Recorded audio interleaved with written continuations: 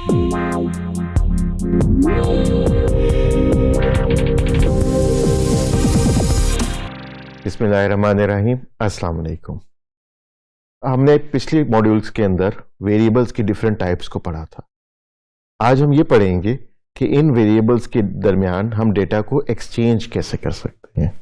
तो हमारे पास जो है फॉर एग्जांपल इंटीजर वेरिएबल है और हम उसको स्ट्रिंग वेरिएबल में कन्वर्ट करना चाहते हैं तो हम उसको कन्वर्ट कर सकते हैं। सिमिलरली अगर हमारे पास स्ट्रिंग के अंदर कोई नंबर पड़ा है तो हम उसको इंटीजर का फंक्शन यूज करके इंटीजर में टाइप कास्ट कर सकते हैं। यही काम हम फ्लोट वेरिएबल के लिए भी कर सकते हैं। मुख्तलिफ कन्वर्जन्स होती हैं। फॉर एग्जांपल हमारे पास कोई स्ट्रिंग आती है और हमें पता है कि इसके अंदर एक नंबर है तो हम उसको इंटीजर में या फ्लोट में रख सकते हैं। और अगर हमारे पास कोई नंबर है और हम उसके अंदर स्ट्रिंग के ऑपरेशंस अप्लाई करना चाहते हैं तो हम उस नंबर को स्ट्रिंग टाइप में भी कन्वर्ट कर सकते हैं। इसके अलावा हम एक और चीज भी पढ़ेंगे जिसको हम कहते हैं इनपुट फंक्शन, कि अगर हम यूजर से कोई क्वेश्चन करते हैं, यूजर से कोई डेटा मांगते हैं तो हम इनपुट का फंक्शन यूज कर सकते हैं जिससे यूजर कीबोर्ड को यूज करके हमें कोई अपनी इनपुट दे सकता है। तो हम इनपुट के फंक्शन को भी अभी कोड करके देखेंगे। तो हम चलते हैं अपने जुपिटर नोटबुक की तरफ। तो जुपिटर नोटबुक में मैं एक नई नोटबुक खोल रहा हूं। इस नोटबुक का नाम मैं चेंज करके टाइप और इनपुट कर देता हूं। अब यहाँ पे फॉर एग्जांपल हम कोई वेरिएबल लेते हैं और हमने इसके अंदर एज स्टोर कर दी 34, लेकिन हमने उसको स्टोर किया in the form of a string.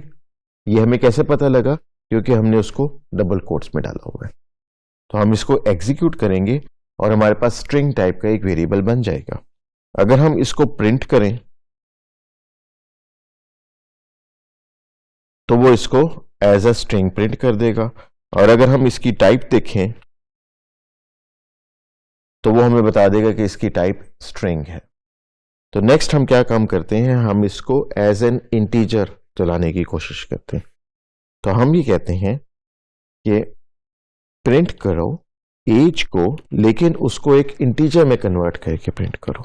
तो यहां पे हमने एज ले लिया, एज को हमने इंटीजर टाइप में कन्वर्ट कर दिया क्योंकि हमें पता है कि एज के अंदर जो स्ट्रिंग है वो बेसिकली एक नंबर है, तो हम उसको नंबर में कन्वर्ट कर सकते हैं। और उसके साथ हम टेस्ट करने के लिए एक मैथमेटिकल ऑपरेशन भी दे देते हैं ताकि हमें पता लग जाए कि ये वाकई स्ट्रिंग से इंटीजर में कन्वर्ट हो गया है या नहीं हुआ। तो यहां पे हमने जब इसको एग्जीक्यूट किया तो हमें पता लग गया कि उसने जो है एज टाइप का जो वेरिएबल है जिसकी टाइप स्ट्रिंग है उसको इंटीजर में कन्वर्ट कर दिया है और फिर उसमें +1 करके हमें 35 वैल्यू भी दिखा दी है। नेक्स्ट हम क्या कर सकते हैं कि हम यूजर से कोई इनपुट ले सकते हैं और उस इनपुट को हम प्रिंट भी करवा सकते हैं। फॉर एग्जांपल हम ये कहते हैं, इनपुट का फंक्शन हम यूज करते हैं और उसमें हम कहते हैं प्लीज राइट योर एज। जब हम इस फंक्शन को एग्जीक्यूट करेंगे तो वो उसने हमसे ये सवाल पूछ लिया कि प्लीज राइट योर एज, और जब हम इसको राइट करेंगे तो वो इसको एक्सेप्ट करके उसने यहां पे प्रिंट भी कर दिया। बेसिकली हमें इस इनपुट को किसी वेरिएबल में स्टोर कर लेना चाहिए। तो हम यहां पे हम पाइथन के अंदर सेल्स को एडिट करके दोबारा भी चला सकते हैं। ये फंक्शनलिटी हम देख चुके हुए हैं।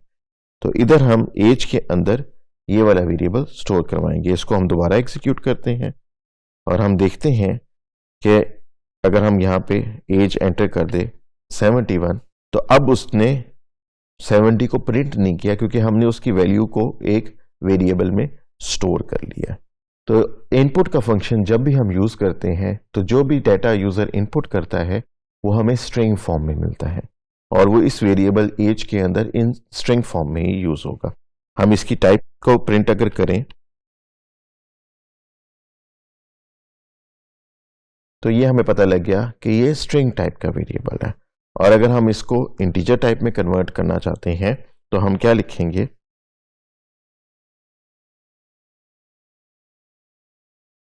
माई age is equal to integer of age. जब ये हम काम कर लेंगे तो माई एज के अंदर जो है एज वो इंटीजर फॉर्म में आ चुकी होगी, और ये चीज हम यहाँ पे टेस्ट भी कर सकते हैं।